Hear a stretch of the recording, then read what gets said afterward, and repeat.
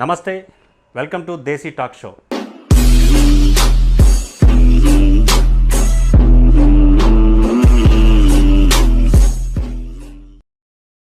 ఎంపీగా ఉన్న మల్లారెడ్డి గారిని ఎమ్మెల్యేగా తీసుకొని వచ్చి ఆయన గెలిపించుకోవడంలో ముఖ్య పాత్ర మీరు, మీ అనుంగు సహచరుడు సంజీవ్ రెడ్డి గారి పాత్ర ఉంది అని చెప్పేసి ఆ రోజుల్లో చాలా ఇది జరిగింది. సంజయ్ రెడ్డి కూడా తర్వాతనే అండి, ఈ విషయంలో సంజయ్ రెడ్డి కూడా తర్వాత.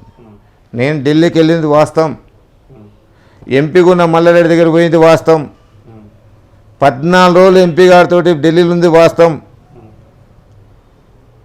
నువ్వు ఎమ్మెల్యేగా రావాలి, నువ్వు ఎమ్మెల్యేగా ఉండాలి, ఎంపీగా వద్దు, ఎమ్మెల్యేగా రావాలి, నీకు అవకాశం ఉంది, మా ప్రాణం అడ్డేసినా సరే, మా తలకాయ అడ్డు పెట్టినా సరే నేను గెలిపించుకుంటాం, మనల్ని నమ్ము అన్న, ప్లీజ్ అన్న అని చెప్పంటే 15-16 రోజులకు ఆయన హైదరాబాద్కి వచ్చిన నిర్ణయం తీసుకుంటాను చెప్పని వాళ్ళ కుటుంబ సభ్యులతో కూర్చొని దయాకర్ ఇట్లా అంటున్నాను చెప్పంటే అప్పుడు మళ్ళీ సంజయ్ రెడ్డి ఇన్వాల్వ్మెంట్ చేసి మేమిద్దరం నీకు ఉన్నామన్నా అని చెప్పని అప్పుడు తిరిగి ఆయన టికెట్ రావడానికి మాత్రం ఢిల్లీకి పోయి ఆయన నచ్చజెప్పి తీసుకొచ్చిన దాకా నా వంతు. వీడికి వచ్చినాక టికెట్కి నేను సంజయ్ రెడ్డి మాత్రం వాస్తవానికి ఆయన ప్రయత్నం చేసింది వాస్తవం, ఆయన రావడానికి దోహదపడ్డది వాస్తవం, ఆయన గెలుపులో మా చేసింది వాస్తవం. మల్లారెడ్డి దగ్గరకైనా 5 రూపాయలు తీసుకున్నామా? నీ పాపన్నోడితోటి నువ్వే ప్రచారం చేయించినావు సుధీర్ రెడ్డి. వాళ్ళ దగ్గర 50 లక్షల రూపాయలు దయాకర్కి ఇచ్చి వీడు నా మీద గుసగొల్పిన మల్లారెడ్డి అని నువ్వు ముఖ్యమంత్రి గారితో చెప్పినావు సుధీర్ రెడ్డి గారు. ఎస్, మేము ఆన్నే ఉన్నాం సుధీర్ రెడ్డి, నీ ఇంకనే కూర్చున్నాం, అదే ఫంక్షన్ హాల్లో కూర్చున్నాం, నువ్వు మూడే కూర్చున్నావు, ఇంకా కూర్చున్నావు. ఈ మాట నువ్వు చెప్పినావు ముఖ్యమంత్రి గారితో. తెల్లారి మమ్మల్ని ముఖ్యమంత్రి పిలిపించి అడిగాను, మేము సమాధానం చెప్పినాం. నువ్వు దొంగ మాటలు మాట్లాడినా ఆడ వాళ్ళు క్లారిఫికేషన్ తీసుకోరు, కేటీఆర్ కేసీఆర్ తీసుకొని మా ఇద్దరిని తీసుకొని చేసి 50 లక్షలు అంటే 50 కాదు సార్, 50 పైసల బిల్లేరుగా మేము అని చెప్పాను. దానికే నీకు సీట్ రాలే. నువ్వు ఇన్ని అవధలు మాట్లాడుతున్నా కూడా సీట్ రాలే. నువ్వు నిజాయితీగా మాట్లాడితే నీకు సీట్ వచ్చేది. మరి ఇంతగా మీరు మల్లారెడ్డి కోసం చేశారు కదా, మరి మల్లారెడ్డి కోసం అంత కష్టపడి ఆయన్ని ఎమ్మెల్యే చేసి మినిస్టర్ అవడానికి కూడా మీ పాత్ర అంత ఉంచి అత్యధిక మెజారిటీతో గెలిచిండ్రు. సో ఇంత చేసినప్పుడు మరి మీకు మీరు ఆశించిన దాన్ని టికెట్ ఇవ్వకపోవడానికి, మిమ్మల్ని ఎంతగానో ఇచ్చేయడానికి కారణం ఏంటి? ఇదంతా ఒక మంత్రి చేతుల్లో లేకపోతే కేటీఆర్ చేతుల్లో ఇంకో చేతులు లేదండి. ఈ మీ ఇవ్వకపోవడం అంతా కూడా పెద్ద ఆయన ఇష్టం. పెద్ద ఆయన ఎవరు నిర్ణయిస్తే వాళ్ళే ఫైనల్. ఈ ప్రాంతీయ పార్టీలో ఇది నేషనల్ పార్టీ కాదు కాబట్టి ప్రాంతీయ పార్టీలే పార్టీ అధ్యక్షుడే ఈజ్ ఎ ఫైనల్. నేను ఇంతకుముందు చెప్పిన ఒకసారి, కొంతమంది వ్యక్తులు పెద్ద ఆయన దగ్గర పోయి నా గురించి తప్పుడుగా చెప్పి ఆయన మనసు ఖరాబ్ చేసిన వ్యక్తులు చేసినప్పటికీ నాకు టికెట్ ఇవ్వకుండా నన్ను ఈ రాష్ట్రం ఎవరు పిలిపించి మాట్లాడో తెలియదు కానీ ఏకైక దయాకర్ని మాత్రం పిలిపించి, బ్రదర్ నీకు అన్యాయం జరిగింది, నీకు న్యాయం చేస్తా, దీనికన్నా ఉత్తమమైన పదవి నీకు ఇస్తా, నా మాట నమ్ము అని చెప్పని నా భుజాల మీద తట్టి చెప్పిన ఏకైక ముఖ్యమంత్రి ఆ ముఖ్యమంత్రి. ఆయన చేతి ద్వారా నేను ఇక్కడ అన్నది విశ్వాసం ఉన్న మనిషిని నేను ఏదో కల్పించినా ఏం దయాకర్ బాగున్నావు అనిపించుకున్న ఆ పేరున్న వ్యక్తి. ఎందుకు పిలిపించారండి ఆ టైంలో? ఈ ఇష్యూ, దయాకర్ రెడ్డి ఇష్యూ అన్నది రాష్ట్ర వ్యాప్తంగా సంచలనమైంది, ఫిర్యాదుగూడ కార్పొరేషన్ది. నేను కాంగ్రెస్లో పోతే, నేను కాంగ్రెస్లో అట్నే స్టాండ్ అయిపోతే ఈడ టీఆర్ఎస్ బలం తగ్గిపోతుంది, ఇది కార్పొరేషన్ పోతుందని చెప్పిన ఉద్దేశం కూడా ఉండే. ఎందుకంటే ఉన్న విషయాలన్నీ బయటకు వస్తాయి, ఇబ్బందులు అవుతాయి అన్న ఆలోచన ఉండే. ఎందుకంటే మనకు దేవుడు ఇచ్చిన క్యాడర్ ఉన్నది, మన సదాగా ఒక 20 మందిని టికెట్లు ఇప్పించి గెలిపించుకున్న సత్తా ఉన్నది. వద్దనుకోరు, నాకు ఇవన్నీ ఆలోచనాయి.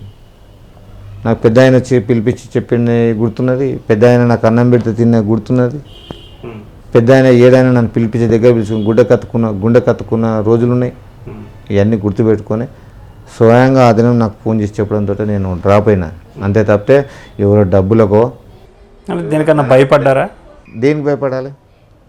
ఏం అవినీతి చేసినా, ఏమి నేను పార్క్ జాగాలు కబ్జా పెట్టినా, గవర్నమెంట్ జాగాలు ఏడమ్ముకున్నా, ఏడ నేను చేస్తాను చెప్పని డబ్బులు అడుక్కున్నా, ఏడు అడుక్కోలే కదండి. నేను ఎందుకు భయపడాలి? నేను ఎవరికి భయపడాలి? అంటే మల్లారెడ్డి గారు, రేవంత్ రెడ్డి అలా పోగానే మల్లారెడ్డి గారు ఇలా వచ్చారు, మిమ్మల్ని తీసుకుని వెళ్ళిపోయారు. ఆ టైంలో నేను కూడా ఉన్నాను అక్కడ. ఎస్ షూర్, నేను కాదంటలేను. నేను పోయింది వాస్తవం, కాంగ్రెస్ పోవాలనుకుంది వాస్తవం. మళ్ళీ నాకు మంత్రి గారు రావడం జరిగింది, నాతోటి ఫోన్లో సంభాషణ సంతు అని ముఖ్యమంత్రి గారు మాట్లాడడం జరిగింది. నన్ను తీసుకురా అని చెప్పింది వాస్తవం, బ్రదర్ నువ్వు రా అని చెప్పిన వాస్తవం, నన్ను పిలుచుకుపోయింది వాస్తవం. ఆ టైంలో దాచిన విషయాల వల్లనే ఇవన్నీ వస్తా ఉన్నాయి. పిలుచుకపోయినప్పుడు కూడా ఆలివ్లో నన్ను ప్రెజరేసి నువ్వు వస్తావా రావని చివరి లేకపోలేదు. నా స్వయంగా నేనే పోయినా నేను పెద్ద ఆయనతో మాట్లాడినా, సంతు సార్తో కూడా మాట్లాడినా, మల్లారెడ్డి గారి ఇంట్లో భోజనం పెట్టి తిన్నా, ఇంటికి వచ్చిన. అంతే తప్పితే మల్లారెడ్డి గారు నాకు డబ్బులు ఇవ్వలేదు, ఇంకొందరిని డబ్బులు తీసుకోలేదు, నేను డబ్బులు తీసుకునే వ్యక్తిని కాను. డబ్బులు తీసుకునే ఆలోచన ఉన్న వ్యక్తులే దయాగా డబ్బులు తీసుకుంటారని చెప్పాను. నువ్వు క్వశ్చన్ అయ్యి నువ్వు నీ అనుచరులు టికెట్లు ఇచ్చి డబ్బులు తీసుకున్నావు. నా లెక్క దమ్ముందా ఎవడన్నా నీ ఛానల్ లైవ్ కూడా గొంతు కోసుకుంటా అని చెప్పాను. అసలు నా కొడుకులు రమ్మని చెప్పు, నేను డబ్బులు ఇచ్చాను అని చెప్పేసి అనుకునే వాళ్ళు ఎవరు ఉంటే. ఎస్, దయాకరి డబ్బులు ఇచ్చినాం, నేను టికెట్లు ఇప్పిస్తే టికెట్లు తీసుకున్న వాళ్ళ దగ్గర డబ్బులు తీసుకుండు అని చెప్పాను. కానీ ఒక్కరితో నేను అడిగిపిస్తే నీ ఎస్ఎస్బి ఛానల్ ఎదురుగానే లైవ్ పెట్టి గొంతు కోసుకుంటా, లేకపోతే అన్నోడు గొంతు కోసుకుంటాడా రమ్మను.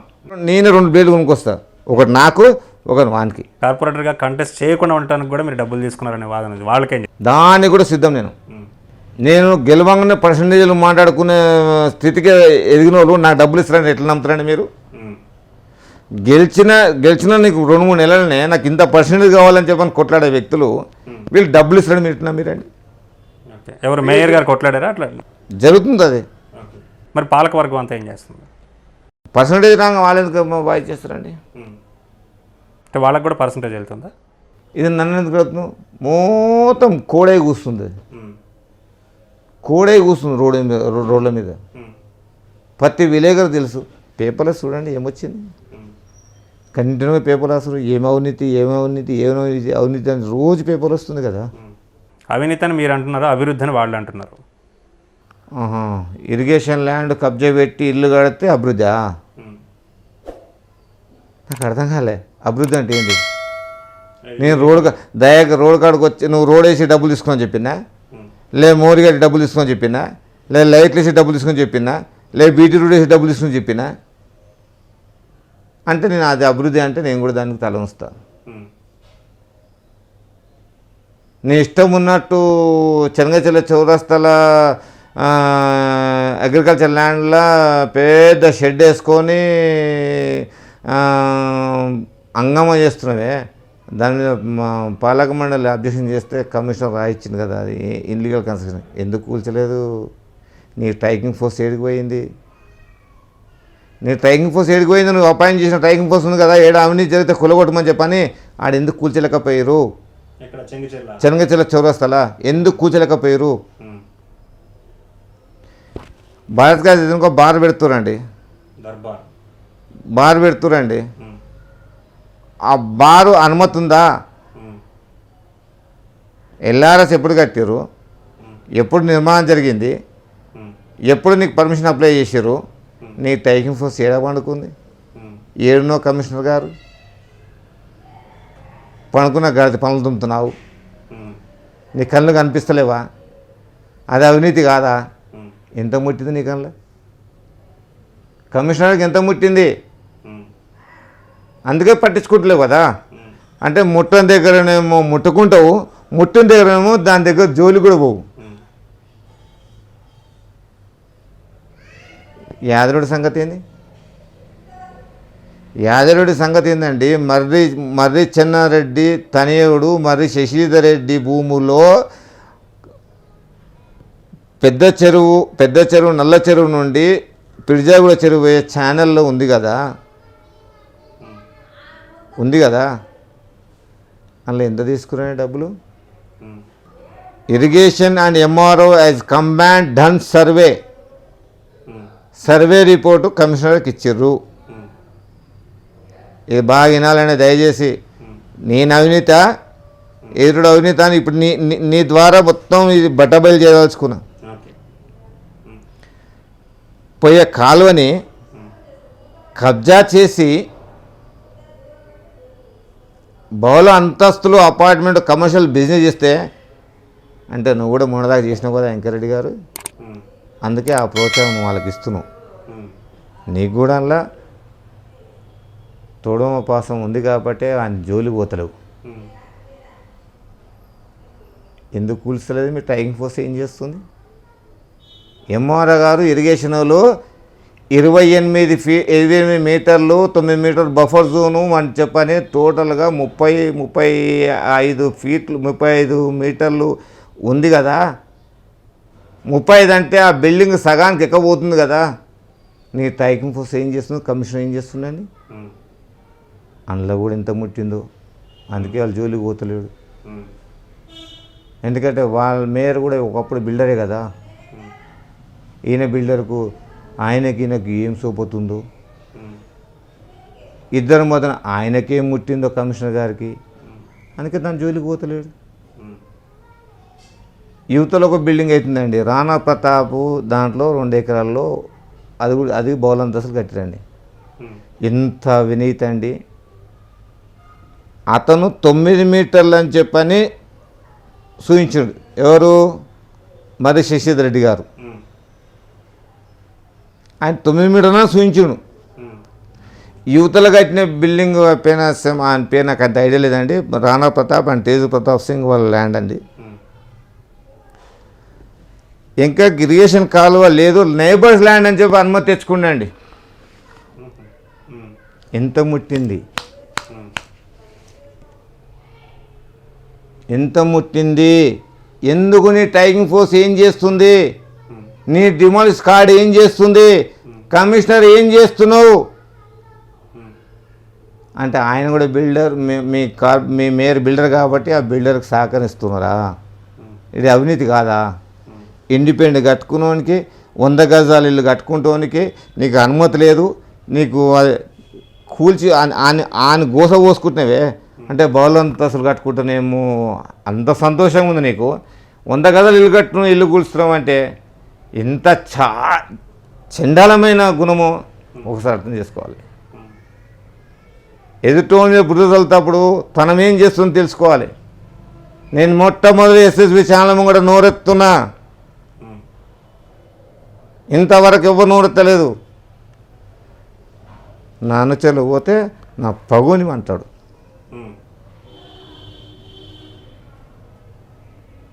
నీ డ్రైవర్కు నీ అనుచరులకు ఇవాళ మున్సిపల్ నుంచి జీతాలు ఇస్తున్నావు. ఎవరు సొమ్మాయి అది? నువ్వు మేయర్గా మొత్తం బలగొడతా అంటివి కదా, అవినీతి లేకుండా చేస్తా అంటివి కదా. నేను పైసకు ఆశించను, నేను పైసా సంపాదించిన మస్తుగా సంపాదించిన, నేను పైసలు ఆశించను. ఇవాళ పర్సెంటేజ్ మీద కొట్లాడుతున్నావు. ఇంతకుముందు ఒక క్వశ్చన్ అడిగినావు సార్, నా మనసు బాధ అనిపించింది. నువ్వు డబ్బులు తీసుకున్నావు అని చెప్పాను. ఈ డబ్బులు తీసుకున్నట్టుందా నా పని? నీకు అర్థమవుతున్నా డబ్బులు తీసుకున్నాడు? ఇప్పుడున్న పాలక మండలిలో కొంతమంది ఎవరైతే మీ అనుచరులు ఉన్నారో వాళ్ళని పిలిపించి కొన్ని వివాదాలకు కారణం అవుతున్నారు అనేది ఉందా? ఆయన డైరెక్ట్ మాట్లాడుతున్నాడు. నువ్వు దయాకర్ మనిషివి, నువ్వు ఉసిరెళ్ళి నువ్వు మన అపరిచితులుగా మాట్లాడుతున్నావు,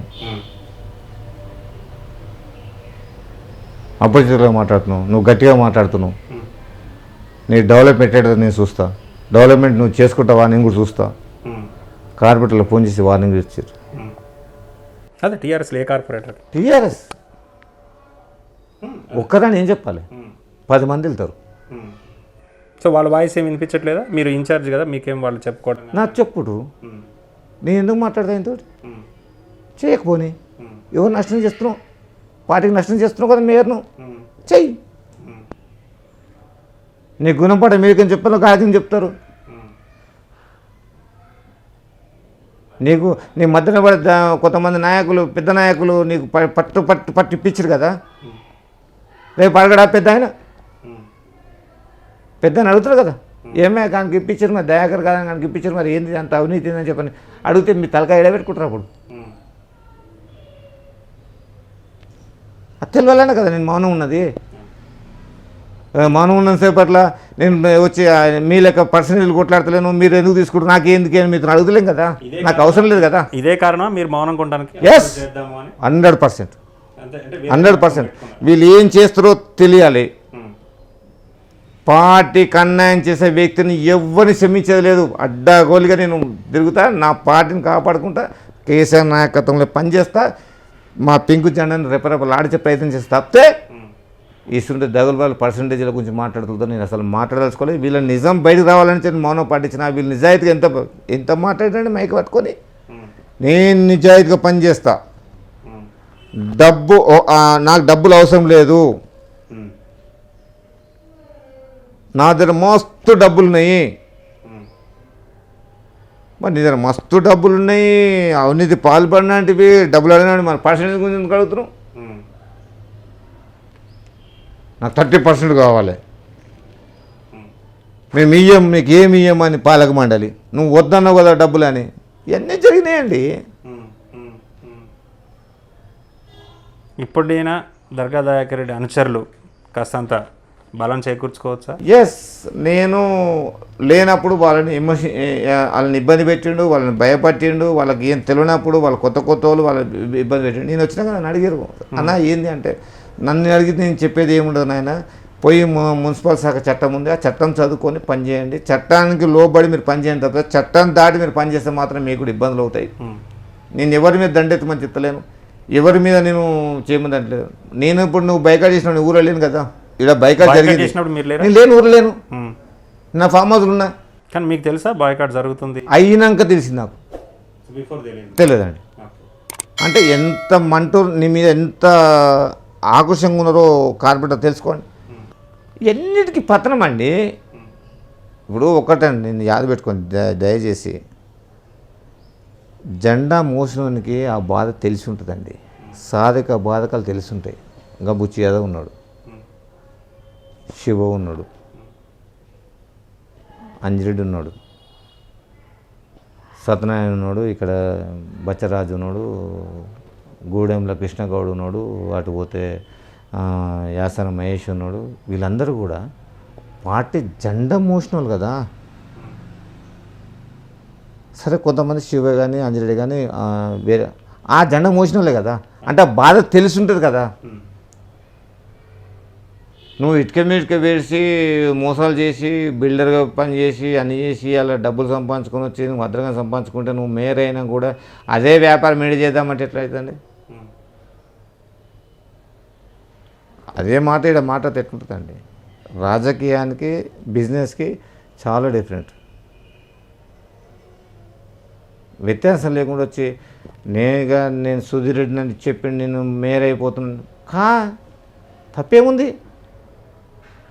నేను నష్టం రాసేది నువ్వు అయినావు, నా నష్టం రాసలేదు, కాలేదు. దానికే నేను పెద్ద ఏదో పట్టిన వలగొట్టినా అని చెప్పని నువ్వు అనుకోవడం అయితే తప్పండి. రేపు నీ తలదంతోడు ఇంకోటి వస్తుండొచ్చు, లేక నీ తల తనే పదవి ఇంకోనికి వస్తుండొచ్చు. ఇది డైరెక్ట్గా వార్నింగ్ అనుకోవచ్చా జక్కా వెంకటరెడ్డికి? ఇప్పుడు డైరెక్ట్ నేను మౌనం పాటించి నా పని నేను చేసుకొని నాదేందో, నా ఇల్లేందో, నా భార్య ఏందో, నా పిల్లేందో, నా పార్టీకి అన్యాయం జరుగుతుందా ఏం చెప్పని అబ్జర్వేషన్లు పెట్టుకొని నా మటుకు నేను సైలెంట్గా కూర్చుంటే నా అనుచరులకు ఫోన్ చేసి వార్నింగ్ ఇవ్వడం, అది వార్నింగ్ అంటావా ఇది వార్నింగ్ అంటావా? నువ్వు ఏ క్యాల్కులేషన్ చేసుకుంటే నీకే వదిలిపెడుతుంది. ఓకే, మీ అనుచరులు నేను మొట్టమొదటిసారి ఎస్ఎస్బి ఛానల్ ముంగట నువ్వు గొంతెత్తి మాట్లాడేది ఇదే మొట్టమొదటిసారి. అవును అవును, ఎలక్షన్ల తర్వాత మాట్లాడుతుంది ఇదేసారి, ఇంతవరకు ఎవరితో మాట్లాడలేదు. అవును, వాస్తవం. అంటే మీ అనుచరులకి ఎవరికి ఫోన్ చేసి బెదిరించారు, అది ఏమన్నా ఉందా? క్లిప్ ఏమన్నా ఉందా? అవసరం వచ్చినప్పుడు నీ ఛానల్ ముంగటనే బట్టబయలు చేస్తా. వాళ్ళు ఛాలెంజ్ చేస్తే వాళ్ళు నీ ద్వారా నన్ను క్వశ్చన్ చేస్తే నేను 100% వాళ్ళని లైవ్లో పెట్టి మాట్లాడిస్తాను. ఒక ఫిర్యాది కూడా సీనియర్ లీడర్గా ఇప్పుడు జరుగుతున్న అవినీతి మీద, అక్రమాల మీద ఈ వాయిస్ ఇలా కంటిన్యూ అవుతుంది అనుకోవచ్చా, ఇక్కడ ఇప్పుడు ఓన్లీ ఆగుతుంది అనుకోవచ్చు? పార్టీకి ఎవ్వరు ద్రోహం చేసినా వాయిస్ మాత్రం ఎప్పుడైనా జరుగుతుందండి. నీ పరిపాలన చేసుకో, నీ పరిపాలన నేను వద్దంటలేను, నీ పరిపాలన అవినీతి చేస్తే 100% లెక్క పెడతా. నువ్వు నా జెండా కింద గెలిచినా నువ్వు జెండా కింద గెలిచి అవినీతి చేసి నా పార్టీకి అన్యాయం చేయడానికి ప్రయత్నం చేస్తే మాత్రం సహించేది లేదు. 100% క్వశ్చన్ చేస్తా, నిన్ను బజార్లో గుంచుతా. నువ్వు పార్టీ నమ్ముకొని నిజంగా పార్టీ గౌరవం కాపాడాలనుకుంటే నా పార్టీకి ఇబ్బంది కాకుండా నువ్వు పని చేస్తుంటే నేను నీ జోలికి రాను. స్వచ్ఛందంగా పాలన చేయండి, నీతివంత పాలన చేయండి, నిజాయితీగా చేయండి. మా సపోర్ట్ ఎప్పుడు ఉంటుంది. చాలామంది సుధీర్ రెడ్డికి అగైనిస్ట్గా పోయినందుకే దయాకర్ రెడ్డికి సంజీవ్ రెడ్డికి ఇద్దరికి ఒకటేసారి గుణపాఠం జరిగింది అంటున్నారు. ఇప్పుడు నేను ఇంతకుముందు ఒక విషయం చెప్పానండి. ఏం చెప్పినా, టీఆర్ఎస్ అభ్యర్థి మీద ఇండిపెండెంట్ అభ్యర్థికి ఒక రాష్ట్ర ప్రధాన కార్యదర్శి ఆయన బండిలు వచ్చి ఆయన ఆఫీస్లో ఇండిపెండెంట్ ఆఫీస్లో కూర్చొని వాళ్ళ తమ్ముడిని అనుచరులతోటి ప్రచారం చేయించి భయోలకు గురి చేసి టీఆర్ఎస్ అభ్యర్థిని ఉడగొట్టే ప్రయత్నం చేసిరు. ఆడ జరిగిందేమో అట్లా. మరి అది నా మున్సిపాలిటీ నా కార్పొరేషన్ కాదు, అయినా జరిగిందేమో. మీ మిత్రుడు కాబట్టి అడుగుతున్నాను. జరిగిందేమో. ఈ టీఆర్ఎస్ ఓడగొట్టినప్పుడు ఆ టీఆర్ఎస్ ఓడగొట్టడానికి ప్రయత్నం చేయడానికి ఎట్లా అనుకుంటాను, వండడానికి నేను కూడా ఏకీభవిస్తాను. ఈడ ఇండిపెండెంట్కి సపోర్ట్ చేసినప్పుడు ఆడ కూడా వేరే సపోర్ట్ చేసి వచ్చాడు. నేను కాదంటే కావచ్చు. ఓకే, రానున్న కాలంలో టీఆర్ఎస్ పార్టీ తరపు నుంచి ఒక మంచి పదవి ఆశించవచ్చు. అయితే కేసీఆర్ నాయకత్వం, కేసీఆర్ ఏ చెప్తే గదే. ఆయన గీత దాటేది లేదు, ఆయనకు వ్యతిరేకంగా చెప్పలేదు. పార్టీకి ఏ స్థాయియోడు మోసం చేసినా వదిలిపెట్టాం. మేము పార్టీ పక్షానే ఉంటాం. సో ఇక నుంచి దయాకర్ రెడ్డి వాయిస్ వినిపిస్తూనే ఉంటాం. ఎస్, షూర్ అండి. ఎందుకంటే పార్టీకి అన్యాయం చేసే ఎవరినైనా వదిలిపెట్టాం. నా పార్టీని వదిలిపెట్టా, బయట వదిలిపెట్టా. నా పార్టీలో ఫస్ట్ మందలిస్తా, వినకపోతే బజార్ గుంచుతా. నా పార్టీకి అన్యాయం కానియా. నేను టీఆర్ఎస్ పక్షాన్ని టీఆర్ఎస్కి అన్యాయం కానియండి. చాలామంది దయాకర్ రెడ్డి అనుచరులు కానివ్వండి, అభిమానులు కానివ్వండి, బయటికి రావట్లేదు, ఎవరి పనులు వాళ్ళు చేసుకుంటూ ఉన్నారు. ఇప్పటి నుంచి వాళ్ళు ఏం చేయాలి ఏంటి అని మీరు చెప్పండి. నేనే చెప్పిన తమ్ముడు మనకు అవకాశం రాలేదు. పెద్ద అయినా మౌనంగా ఉండమన్నాడు, సైలెంట్గా ఉండమన్నాడు. మనం ఉందాం. వాళ్ళకు అవకాశం ఇచ్చిండు. వాళ్ళు ఏం చేస్తారో చూద్దాం. చూసినాం కదండి. ఇప్పుడు నేను చెప్పిన చెన్నగచెర్ల చౌరస్తాల అవినీతి, భారత్ గ్యాస్ ఎదురుగా బార్ అవినీతి, యాదవరెడ్డి బిల్డర్స్, మర్రి శశిధర్ రెడ్డి అవినీతి, దాని పక్కపడి ఇంకో బౌలంతస్తు కడుతుంది అది అవినీతి. ఇవన్నీ కూడా మీరు డబ్బులు ఇస్తేనేమో సై అంటారు, డబ్బులు ఇవ్వకూడదు నై అంటారు. సరే, ఓర పట్టభూమిలో ఏదో అయిపోయింది, మీకేమైనా ఆశ ఉందో మీకు తెలియదు. గవర్నమెంట్ భూమిలో కూడా మీరు ఆశించడం ఎంత మనకు సమంజసం అనేది నా క్వశ్చన్. ఇది మీరు పార్టీ దృష్టికి తీసుకెళ్తారు, అంటే తీసుకెళ్ళారా? మంత్రి గారి దగ్గర ఉందండి. మంత్రి గారి దగ్గర కూడా కేటీఆర్ దగ్గర తీసుకెళ్తాం. వీటన్నిటిలో మంత్రి గారి భాగస్వామ్యం కూడా ఉందంటారు కదా. మంత్రి గారిని ఈ మేయరే కానీ, ఈ కమిషనరే కానీ, లేకపోతే మాజీ ఎమ్మెల్యే సుధీర్ రెడ్డే కానీ, జిల్లా పరిషత్ చైర్మనే కానీ, ఇంకెవరైనా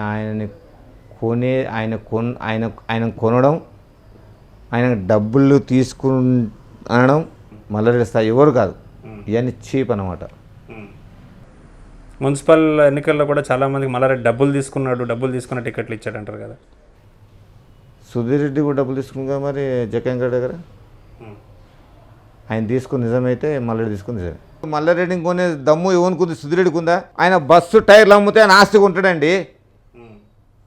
ల్యాండ్ మార్క్ లాగా పడ్డ బోడుప్పల్ కమాన్ ఈ రోజున లేదు, మళ్ళీ రీకన్స్ట్రక్ట్ చేస్తారా? బోడుప్పల్ కమాన్ కట్టిన కమాన్కి ఆ కమాన్ దాతలకు వితౌట్ ఎనీ నోటీసు దొంగ లేక రాత్రిపూట నువ్వు పాలక మండలితోటి వాళ్ళకు మాయమండలు చెప్పి తీర్మానం చేసి కూల్ చేసినావు. తెల్లారి పోతే క్షమాపణ చెప్పినావు. కమిషనర్ గారు తెలుసుకో. ఇలా కమాన్ గులగొట్టినందుకు నేను వరంగల్ హైవే మీద ధర్నా చేస్తే ఇదే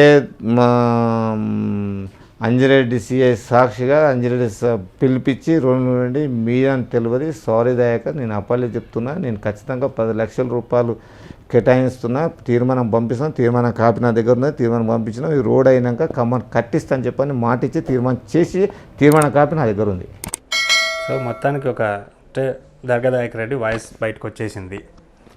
నేను ఒకటండి, ఏదేమైనా సరే మీ ఎస్ఎస్బి ఛానల్కు ప్రత్యేక ధన్యవాదాలు. ఈనాడు నన్ను గుర్తించి నేను సీఎల్ లీడర్గా మీరు గుర్తించినందుకు మీకు ధన్యవాదాలు. మీకు ఒకటే చెప్తున్నాండి, దయాకర్ రెడ్డి ఉన్నాడు, ఇప్పటికీ దయాకర్ ఉన్నాడు. మౌనం పాటించిన సేపట్ల ఏదో సింహం వేటకు పోయిందండి, ఇంకా రాలే, ఇప్పుడు వచ్చింది. ఇప్పుడు మిమ్మల్ని వేటాడతా, మీ అవినీతిని వేటాడతా, మీ అక్రమాలను వేటాడతా, నీ బౌలాస్తుల సంగతి చెప్తా, మీకు చెప్తా. వినకపోతే కోర్టుకు గుంచుతా. కోర్టు రాలేదనుకో మీడియా కూడా కూర్చుంటా. మీడియా మాకు సహకరించదనుకో ధర్నా చేస్తా, నిన్ను బయటకు కార్యక్రమం చేస్తా. ఇటువంటి అక్రమాలు మానుకొని ప్రజాస్వామ్యంలో నీళ్లు తెస్తున్నావు ఏమైంది, రోడ్లు వేస్తున్నావు ఏమైంది, వీధి దీపాలు వేస్తున్నావు ఏమైంది, సెంట్రల్ లైటింగ్ ఉన్న లైట్ పీకేసినావు అదేమైంది, ఆ లైట్లు ప్లస్లో ఎందుకు లైట్లు పక్కపోతే పెట్టలేకపోయినా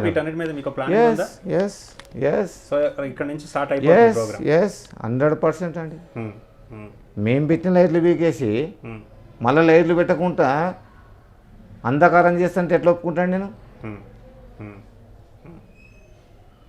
ఎట్లా ఒప్పుకుంటానండి? నాకు అర్థం కాదు. ఈ పాలక మండలి అడగరు, లైట్లు ఏమని అడగరు, జనం ఎట్లా సావని అన్నారు, అలా పర్సంటేజ్ గుంటున్న ప్రేమ వీధి దీపాలు ఏమని చెప్పని అడగరు. నీళ్ళు లేకపోతే అడిగినోడు గతి లేడు, మల్లికార్జున దగ్గర 6 రోజులు నీళ్ళు లేకపోతే పట్టించుకోని లేడు. ఆ సోయి లేని వాళ్ళు మీరు మేయర్ గారు, ఆ సోయి లేదు నీకు, ఏడ ఏం జరుగుతుందని చెప్పని ఈయన నా మేయర్, నా దయాకర్ మనిషి, ఈ నా మనిషి, నీ నీ నీ అనుకూల మనిషి కార్పొరేటర్ అవినీతి జరుగుతున్నాయేమో, ఏం లేదు, నీ స్ట్రైకింగ్ ఫోర్స్ వాడు ఏం చేయదు, నీకు అనుకూలం లేని దగ్గర పోయేమో స్ట్రైకింగ్ ఫోర్స్ పోతుంది, అన్నీ పోతుంది. సరే పోతే పోయి తప్పుకో, నువ్వు పెట్టినవి బాగానే ఉంది. వాళ్ళు లంచాలు తీసుకోకపోతే బాగుండే కదా, వాళ్ళు జీతాలు ఇస్తున్నావు కదా, 20,000 రూపాయలు జీతాలు ఇస్తున్నావు కదా, మన హాజరు ఎందుకు అడుగుతున్నావు పైసలు? 10 మందితో నడిపిస్తాయి ఈ మాట, ఒక్కరితో కాదు. నువ్వు ఉదాహరణ ఏం పడరా, వీళ్ళు పెట్టిన ఫోర్సు ఎంతమంది పైసలు తీసుకుంటారో అడిగిస్తా. థ్యాంక్ యూ దర్గా దయాకర్ రెడ్డి గారు, ధన్యవాదాలు. యాజ్ అ సీనియర్ రిపోర్టర్గా, మీడియా జర్నలిస్ట్గా నిజం ఎక్కడున్నా దాన్ని వెలికి తీసే పనిలో భాగంగానే మీరు తప్పు చేస్తే మిమ్మల్ని నిలదీస్తాం, అవతలాలు తప్పు తీస్తే అవతలాలను నిలదీస్తాం. ఖచ్చితంగా ఖచ్చితత్వాన్ని జనాలకు తెలియజేయాలన్నదే మా ఎస్ఎస్బి ఛానల్ యొక్క ఉద్దేశం. ధన్యవాదాలు. ఇప్పటివరకు మీ విలువైన సమయాన్ని మాకు కేటాయించి అనేక విషయాలను మాతోటి షేర్ చేసుకున్నారు. మొట్టమొదటిసారిగా ఆఫ్టర్ ఎలక్షన్స్ దర్గా దయాకర్ రెడ్డి వాయిస్ మేము వినిపిస్తున్నందుకు చాలా సంతోషంగా ఉంది. ధన్యవాదాలు సార్. ఈ వీడియో మీకు నచ్చినట్లయితే లైక్ చేయండి, షేర్ చేయండి, సబ్స్క్రైబ్ చేయండి.